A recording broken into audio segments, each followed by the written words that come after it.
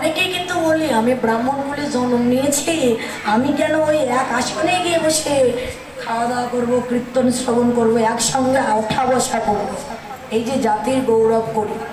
কিন্তু জাতির গৌরব করে কি লাভ বলুন তো? আমরা তো মানুষ সবাই, তাই না?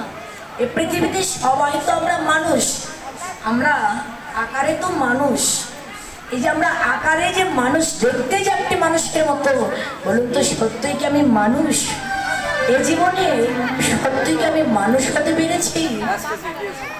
একটু নিজের কাছে প্রশ্ন করবেন, আমি যে আকারে দেখতে যে একটি মানুষের মতো হয়েছি, আসলে সত্যিই কি আমি মানুষ হতে পেরেছি?